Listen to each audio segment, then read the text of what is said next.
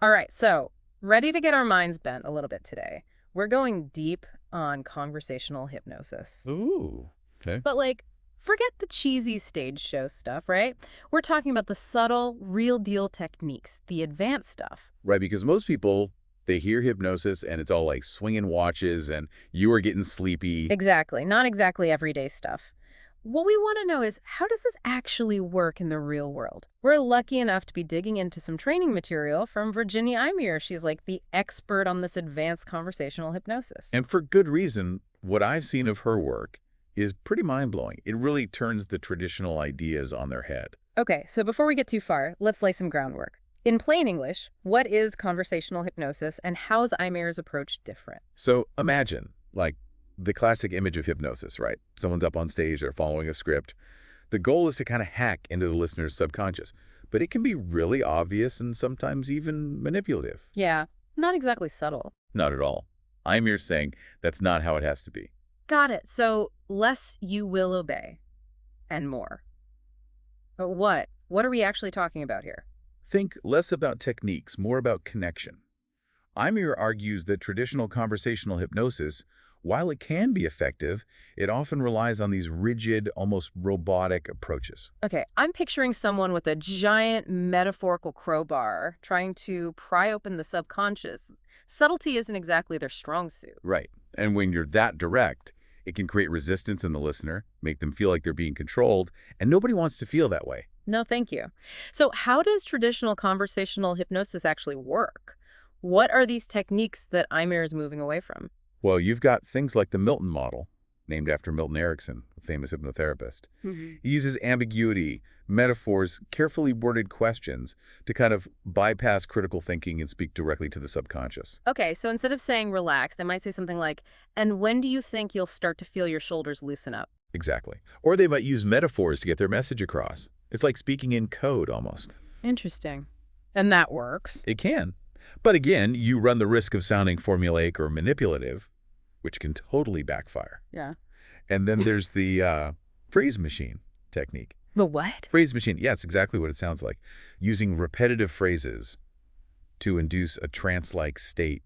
Like in the movies, you're getting sleepy, very sleepy. Oh, okay. So a little on the nose, maybe? I feel like most people would pick up on that pretty quickly. You'd be surprised. But you're right, it can be a little too obvious, especially in everyday conversation. Yeah. And honestly, some of these techniques just feel kind of icky, don't they? Yeah, a little bit. And that's where Imir's approach comes in. And this is where it gets really interesting.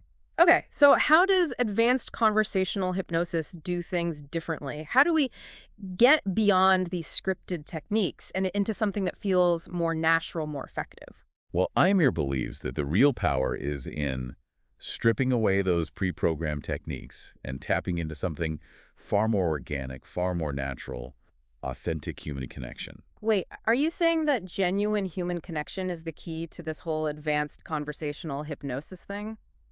Absolutely. Mm. Imir's approach says we're constantly drifting in and out of hypnotic states all day long. Okay, yeah, I can see that, like spacing out during a meeting, getting lost in a book. Right. It's like our brains are wired for these little mental escapes. Totally. So you're saying those moments, those are actually naturally occurring hypnotic states. Exactly. We don't need to force them. They happen organically. It's part of the human experience. Wow. So instead of trying to create that hypnotic state, it's more about recognizing it when it's already there. Exactly. Yeah. And working with it. Imir's approach is all about observation, really listening to what the other person is saying and not saying. Interesting. Paying attention to those subtle cues, their body language, tone of voice. So instead of relying on scripts or techniques, a practitioner of this kind of hypnosis needs to be incredibly attuned to the other person. What would that look like in practice? So say you're a therapist and a client is telling you about their struggles with anxiety. In Imir's approach, you wouldn't jump right into formal relaxation techniques. You'd listen intently, paying attention not just to their words, but to their body language, their tone of voice, even their facial expressions. Makes sense. Like if someone says they're fine, but their jaw's clenched, their body language is telling a different story. Exactly. And those subtle cues, those unconscious moments, that's where things get interesting. Maybe every time they mention their job, their breathing gets shallow, or they touch their forehead when they talk about their family. These are leaks from the subconscious. So it's about spotting those moments of incongruence where their words and their nonverbal cues are telling different stories. You got it. And because you're not trying to force anything, the client doesn't feel pressured or manipulated. It allows for deeper exploration and ultimately more profound change. This is making me rethink all those therapy scenes in movies, where the therapist is like, tell me about your mother. I'm guessing Eimer's approach is a lot more nuanced. A lot more. It's about working with the subconscious, not against it. I like that. You're speaking its language, and because it feels natural, non-threatening, there's a greater chance for real, lasting transformation. Fascinating. But I have to ask, if there are no direct suggestions being made, how does change actually happen? Are we just hoping the client will magically have an epiphany? It's a great question, and it gets to the heart of why Eimer's approach is so effective. It's not just about casual conversation. It's rooted in a deep understanding of therapeutic principles. So how does this actually work? How does a practitioner use these insights from the client's unconscious to actually guide them toward a solution? It's subtle, but incredibly powerful. For example, imagine a client frequently describes their problems as feeling heavy or weighing them down. A skilled practitioner might respond with a metaphor about a bird finally releasing a stone it's been carrying, allowing it to soar freely. I love that. It's like you're speaking directly to their subconscious mind without them even realizing it. Precisely. Or you might ask open-ended questions that gently nudge the client towards a new perspective, reflect back their own words in a way that helps them see things in a new light. Okay, so it's about creating the right conditions for change to emerge organically from the client themselves. That's a great way to put it. It's about empowerment, not control. This non-invasive hypnosis thing, it's not like you're performing surgery, right?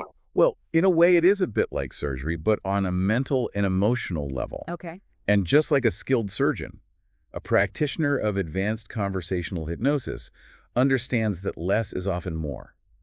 It's not about brute force, it's about finesse and precision. So instead of grabbing a metaphorical crowbar, it's more like using a lockpick to gently open the door to the subconscious. Exactly. Okay, I'm with you on the finesse and precision, but what does that actually look like in a session? How do you create that non-invasive space? Respect? It all comes down to respect. You're respecting the client's pace, their boundaries, their readiness to change. Okay. With advanced conversational hypnosis, you're not forcing anyone into a trance. You're creating the conditions where they can naturally, comfortably drift into a more receptive state when they're ready. So less hypnotizing and more like being a guide, helping them access their own inner wisdom. Exactly. Think of it like this. The practitioner sets the stage, dimming the lights, arranging the space so it feels safe and inviting. Okay. But it's up to the client to decide when and if they want to step into the spotlight. I like that. It really drives home the point that this is about empowerment, not control. Exactly. We've covered so much ground. It's amazing to see how far conversational hypnosis has come. It really is a paradigm shift. From those rigid techniques to something that feels so much more organic. And collaborative. Yeah. While those traditional methods can be effective in some cases, what we're seeing with Eimer's approach, it's a return to the core of hypnosis.